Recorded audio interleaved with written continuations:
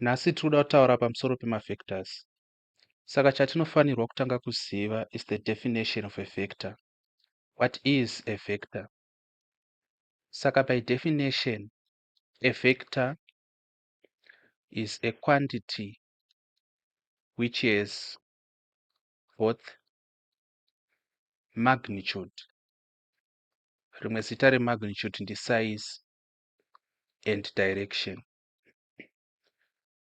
Saka chakanyanyisa kukosha pamavectors kuziva kuti tiri kutarisira kuona the size of the vector, totarisira zvakare the direction of the vector. And this word direction is the defining factor of a vector. Kureva kuti chakanyanyisa kukosha kumavectors direction, because size is a given. Ngatitei an example. Ngatiti tine a vector A. So this is our vector A, ROE, then this is vector A. Saka takatarisa vector A, tinofanirwa kuona kuti the length of the line and kureba kwakaita line. The length of the line ndiyo inotipa the size of the vector. Saka kureba kwakaita line is the size of the vector.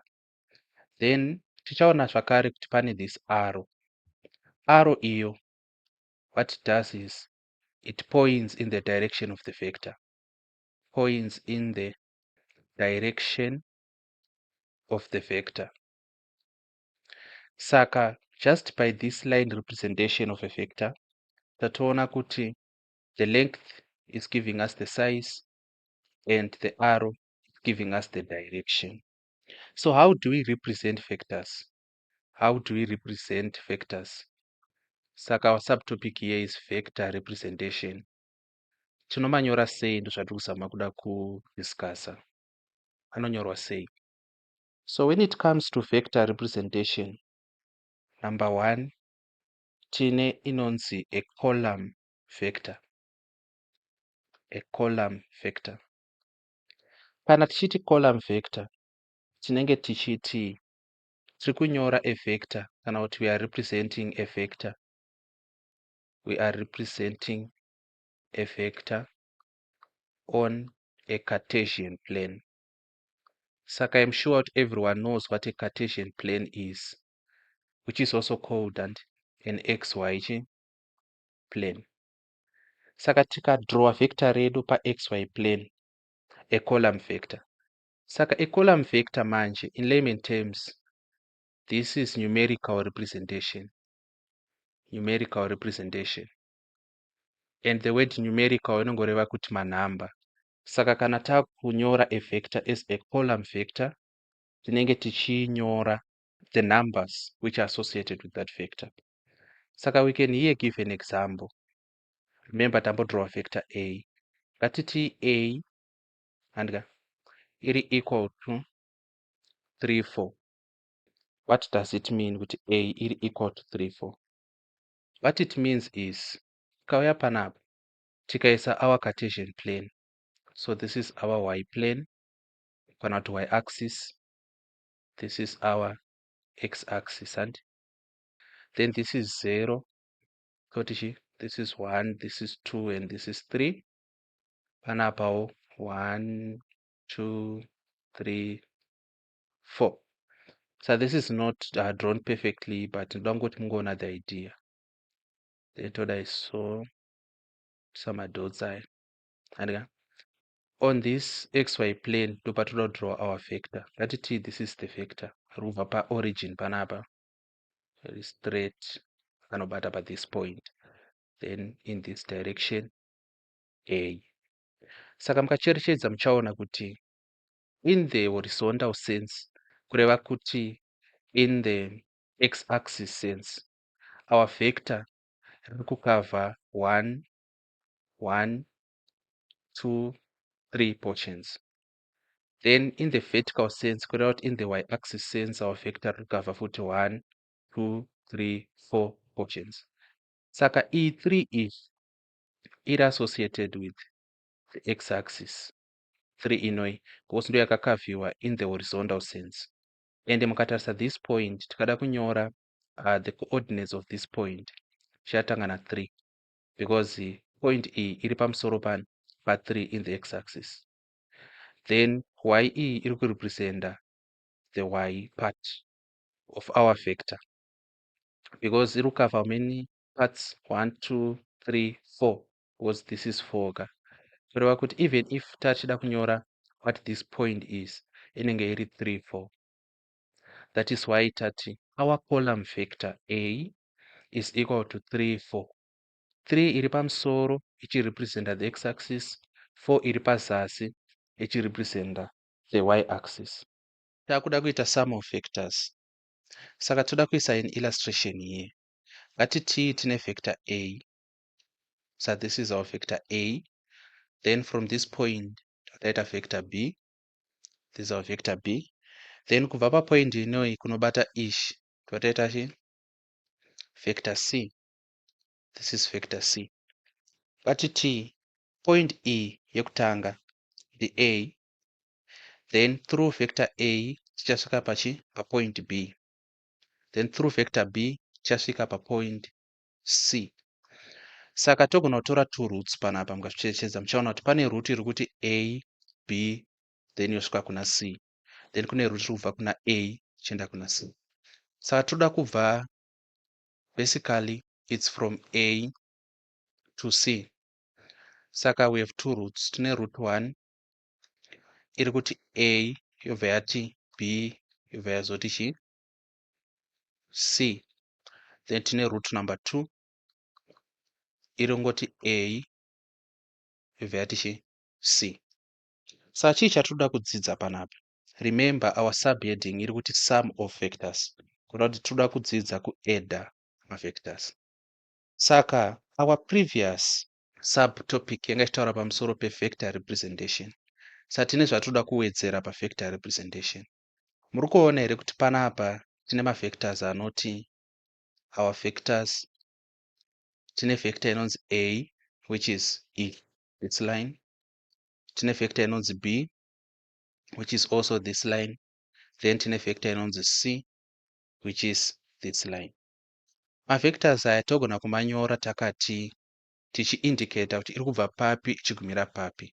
Kureva kuti a togona kuinyora iri ab, and kana tanyora iri ab pamusoro tofanira kuisa kaline kanenge kane direction so.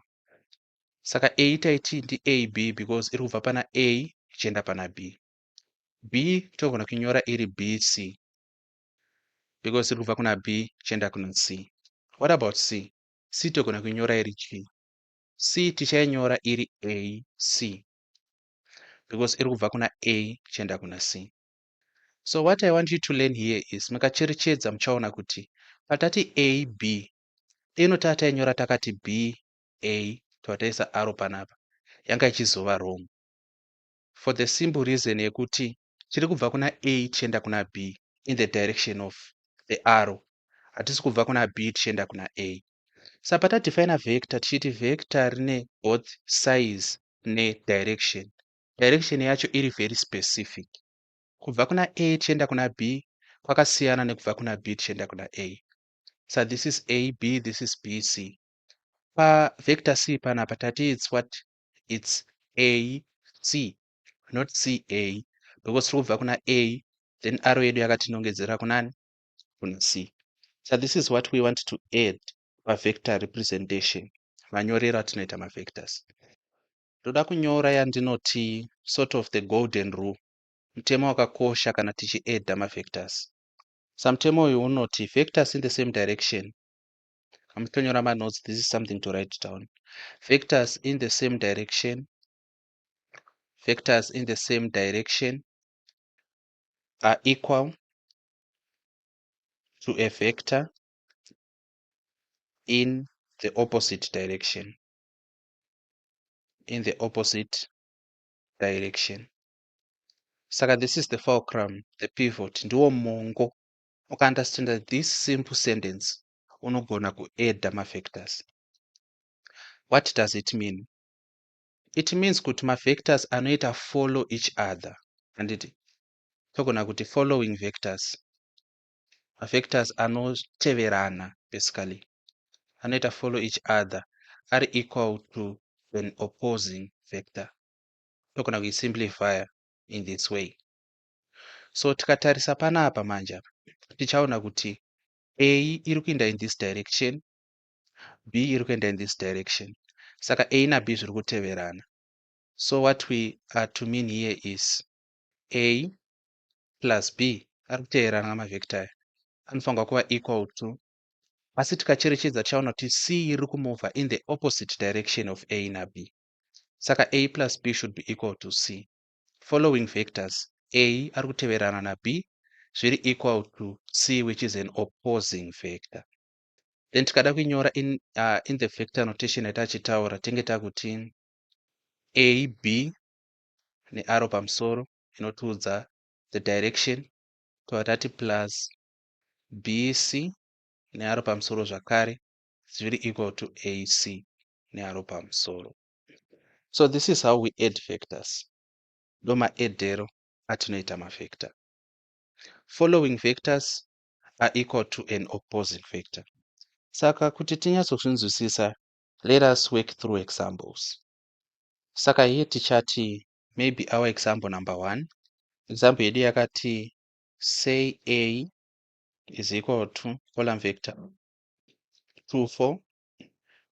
B is equal to column vector 5, 1. Question iri kuti what is C? Saka tichiri kushandisa this scenario yataita pamusoro, tichiri ne this vector diagram. Saka this is A, this is B, and then this is C. Saka taudzwa kuti A ndiani, kwanzi A ari equal to chi 2, 4. Tikaudzwa kuti B ndiani, B ari equal to 5, 1.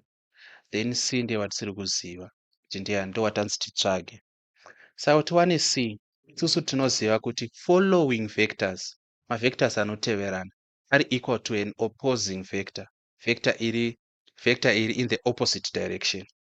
Saka our first statement here is going to be A na B zviri kuteverana. Saka A plus B is equal to C, which is the opposing vector, C.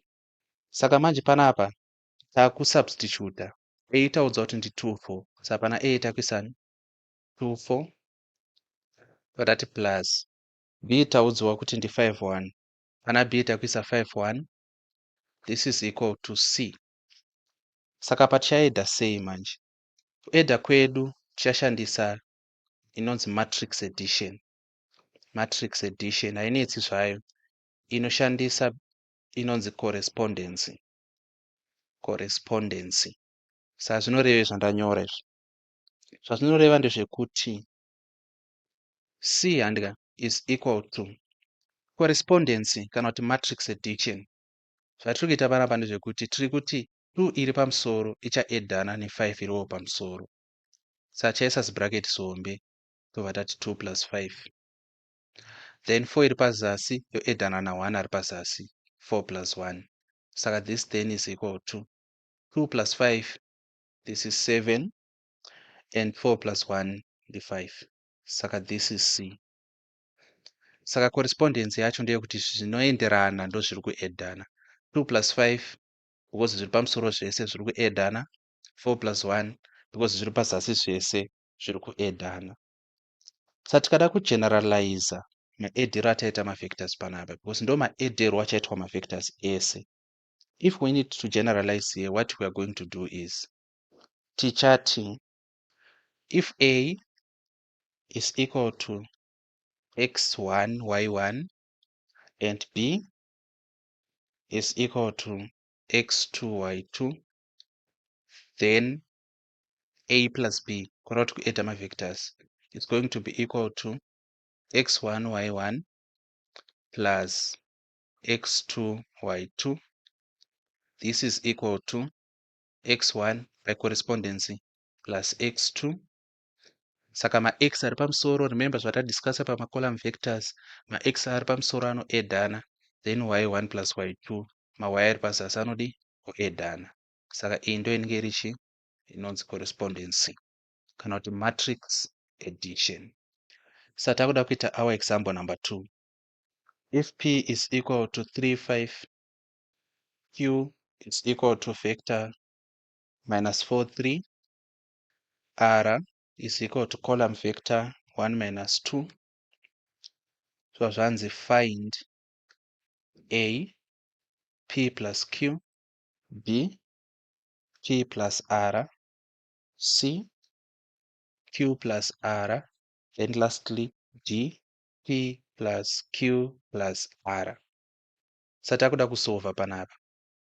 Zatichaita ndezvekuti a yedu tanzi it's p plus q, kureva kuti p ndiani? P ndi 35, totati plus ko q ndiani? Q ndi minus 43. Izvi by matrix addition zvinenge zviri equal to 3 plus minus 4, then panapa yobva yaita 5 plus 3. Then pamusoro apa pangokuti netsa because panosangana plus naminus, remember my directed numbers, panosangana plus naminus panotipa minus. Kana musingama understand, there's a video we produced inotsanangura my directed numbers. Saka panapa ya 3 minus 4, then pazasi remains 5 plus 3, kureva kuti our final answer here is going to be equal to 3 minus 4, that's minus 1, and 5 plus 3 is equal to 8, minus 1, 8. Let us go to b. B iri kuti p plus r, saka p ndiani? 35 plus r ndi 1 minus 2. Saka tichishandisa matrix addition, 3 ichaedha zviri pamusoro kureva kuti x1 plus x2, then 5 plus minus 2. So this is going to be equal to 3 plus 1 icharamba yakadaro iyi, asi 5 plus minus 2 plus na minus vasangana, saka panapa tichasara tina minus 5 minus 2. Our final answer, 3 plus 1, that's 4, and 5 minus 2, that is 3. Tava pa c. C iri kuti q plus r, saka ndoda kuti mumbozama iyi muone kuti answer yamuchawana ichafanana neyangu here. Saka pause the video here, moizama, then you come back. Coming back, tiri kuti q plus r, saka q amborani? Q ndi minus 4 3, ko r amborani? R ndi 1 minus 2. Saka this is equal to minus 4 plus 1, then panapa i3 plus minus 2. Saka tiri kuti minus 4 plus 1. Remember my directed numbers. Kana tichiedha zvinhu zvine masainzi akasiyana, minus 4 plus 1, we are going to subtract normally, and then we take the sign of the bigger number. Saka 4 minus 1 ndiani? Ndi 3. What is the bigger number? Ndi 4. Kureva kuti minus 4 plus 1 ndiani answer? Ndi minus 3. Then panapawo 3 plus minus 2 plus na minus zvasangana, saka ya negative. Kureva kuti 3 plus minus 2 zvinoreva kuti 3 minus 2, which is 1. This is going to be our answer. Let us go to d. D yedu yekupedzisira iri kuti p plus q plus r, kureva kuti tichati p amborani? 35 plus q amborani? Minus 4 3 plus r amborani? 1 minus 2. Saka tiri panapa manje tichadai so. Correspondence kana kuti matrix addition, tichati 3 totati plus minus 4 plus 1. Saka 3 yaedha minus 4 ikaedha 1, then mawai akuedha nawo inge iri 5 plus 3 plus minus 2. Then panapa manje toti this is equal to, tiri kuti 3 plus na minus vasangana, saka i minus, saka i 3 minus 4 plus 1, then pasasiwo it's 5 plus 3 plus na minus vasangana yava negative minus 2. So this is equal to what? 3 minus 4, we subtract and take the sign of the bigger number. Saka panapa, it will be 4 minus 3, which is 1. The bigger number being 4, kureva kuti it's minus 1. Then minus 1 plus 1 is 0. Sangati zviitei halfway. 3 minus 4 ni minus 1. Itongoedzosa yakadaro plus 1. Then panapa 5 plus 3, 6, 7, 8 ndi 8. Then minus 1, minus 2. This is equal to minus 1 plus 1 is 0. And 8 minus 2 is 6. So this is going to be our answer, 0, 6. Saka aya ndiwo maedhero atinoita mafactors. Chakakosha panapa chamufanirwa kubatisisa inhau yematrix addition. And matrix addition inoshandisa correspondence. Kana achiti zvinhu zviri kuita correspond, zvoreva kuti zvinhu izvi zviri kuenderana. Pane hochekoche, pane sungawirirano iripo. In this case, ma-x achaedana ega, ma-y achaedana ega. Saka I'm now putting down your homework. Homework iyi mukainyora, you can contact me with your answers. Then I'm going to provide a video and my solutions to this homework. So this is going to be our homework. In our homework, our question number 1 iri kuti if p is equal to 0,4, q is equal to minus 2 minus 3, r is equal to 4 minus 2, then your velocity s is equal to 2, 0. Question iri kuti find a, p plus q, b, q plus r, c, r plus s,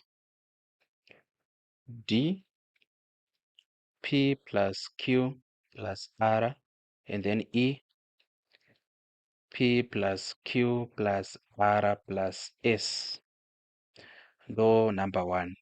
Number 2 iri kuti a vector b is such that 7, 2 plus b is equal to 4 minus 5. Question ikubva yati find b. Saka number 1 iri kuti if p is 0, 4, q is minus 2 minus 3, r is 4 minus 2, s it's 2, 0. Find a, p plus q, b, q plus r, c, r plus s, d, p plus q plus r, e, p plus q plus r plus s. Then number 2 iri kuti a vector b is such that 7, 2 plus b is equal to 4 minus 5. Find b. Kana muine mubvunzo maringe nemaitiro ataita our lesson, you are free to use the comments section to ask. Then I will be able to help you. Kana mabatsirika, please like, share and subscribe. Thank you for watching.